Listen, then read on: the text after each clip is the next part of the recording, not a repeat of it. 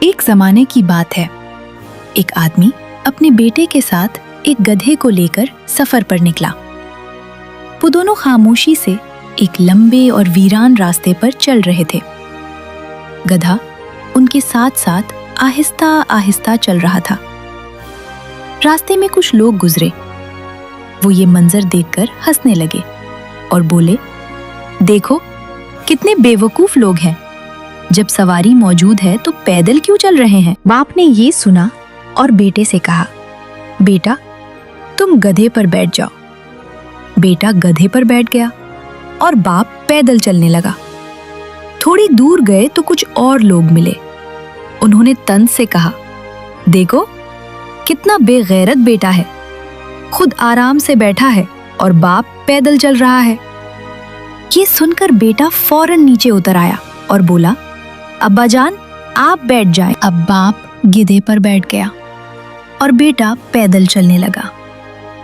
کچھ دیر بعد پھر لوگ ملے اور انہوں نے کہا، کتنا ظالم باپ ہے، خود بیٹھا ہے اور بچے کو پیدل چلا رہا ہے۔ باپ پریشان ہو گیا اور بیٹے سے کہا، آؤ دونوں ساتھ بیٹھ جاتے ہیں۔ اب دونوں گدھے پر بیٹھ گئے، لیکن پھر لوگ ملے اور کہنے لگے، کتنے ظالم ہیں، غریب جانور پر دونوں بیٹھے ہیں۔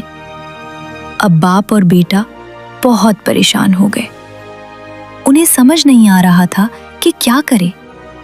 آخر کار انہوں نے فیصلہ کیا، چلو گدھے کو ہی اٹھا لیتے ہیں۔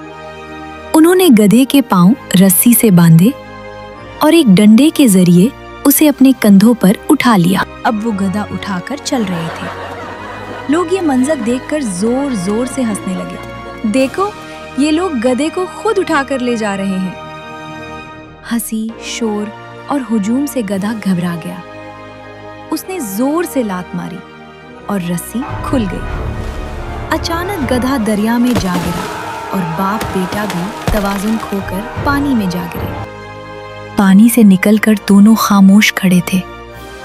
پھر باپ نے اپنے بیٹے کی طرف دیکھا اور گہری آواز میں کہا، بیٹا ہم نے دنیا کو خوش کرنے کی بہت کوشش کی، لیکن ہمیں یہ سمجھ آ گیا کہ یہ دنیا کسی حال میں بھی خوش نہیں ہوتی۔ اس لیے ہمیں اپنی عقل سے فیصلہ کرنا چاہیے، نہ کہ لوگوں کی ہر بات سے۔ پیارے بچوں، یاد رکھو، لوگ ہمیشہ کچھ نہ کچھ کہتے رہیں گے، اس لیے زندگی میں فیصلے عقل اور سچائی کے مطابق کرو، صرف لوگوں کی باتوں کے مطابق نہیں۔ اور ہمارے چینل کو لائک، شیئر اور سبسکرائب کرنا مت بھولنا۔